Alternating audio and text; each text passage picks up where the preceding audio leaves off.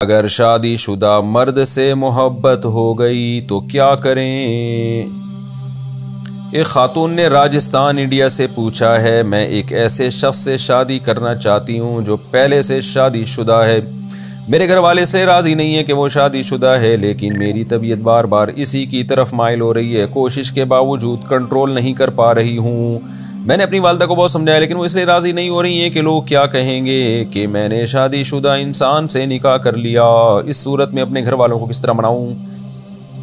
इन खातून का भी नाम मैं स्किप कर रहा हूँ। राजस्थान इंडिया से एक खातून ने पूछा है, देखें आपकी तबीयत जिस बंदे की तरफ माइल हो रही है तो वो दूसरी शादी कर रहा है। दूसरी शादी आसान काम नहीं है, और ख़ास तौर पर मर्द पे कोई औरत लड़की लट्टू हो जाए और मर्द तो फिर उसको अपनी एक ख्वाहिश पूरी करने के लिए कर लेता है, निभाता नहीं है फिर।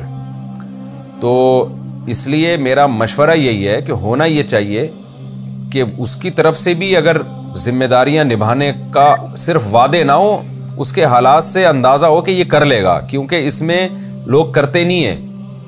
अब एक लड़की जब खुद किसी मर्द पे आशिक हो जाए और उसको पैगाम निकाह भेज दे तो मर्द को उसे एक बेहतरीन खिलौना मिल जाता है उसकी ज़िंदगी से खेलने के लिए।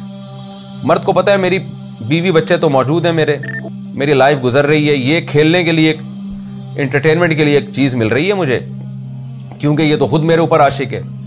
तो वो जब शादी हो जाती है तो इश्क का भूत थोड़े दिनों में उतर जाता है। उसके बाद फिर मर्द खिलवाड़ बना लेता है। वो कहता है यार मेरी पहली बीवी है, बच्चे हैं, मुझे क्या ज़रूरत है तुम्हें टाइम देने की, तुम पे खर्चा करने की, रहना रहो नहीं तो पतली गली से निकलो। तो ये आप सोच लें कि ये भयानक अंजाम ना हो कहीं आपके साथ। तो अपनी डिज़ायर्स ना देखें, बल्कि ये देखें कि बंदे दा पुत्र भी है, ये राजस्थान में है ना, तो पंजाबी है मेरा ख्याल है राजस्थान में। तो ये देखें कि वो इंसान जो जिसकी आप सेकंड वाइफ बनना चाहती हैं वो बंदे दा पुत्र है या नहीं है।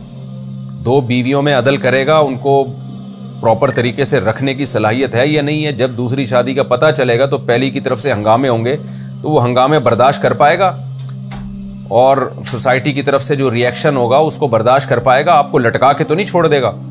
तो ये तमाम चीज़ें कंफर्म करें और आपके वालिदैन भी कंफर्म करें। अगर इस मयार पे वो बंदा पूरा उतरता है तो फिर आपके वालिदैन को रुकावट डालने का कोई हक़ नहीं है।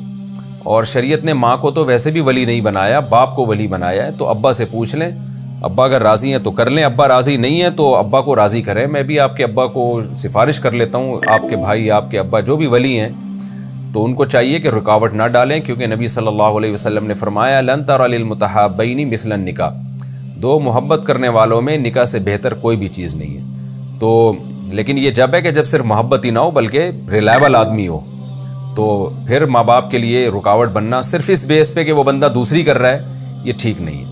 मेरे इल्म में ऐसे बड़े वाक़यात हैं कि कोई खातून किसी मर्द की दूसरी बीवी बनी, कोई तीसरी बीवी बनी, और वो ज़्यादा खुश हैं बनिस्बत उस औरत के जो अपने शौहर की इकलौती बीवी है। तो मर्द अगर ज़िम्मेदार हो और निभाना जानता हो तो फिर दूसरी तीसरी से कोई फ़र्क नहीं पड़ता, लाइफ ज़्यादा अच्छी गुजरती है।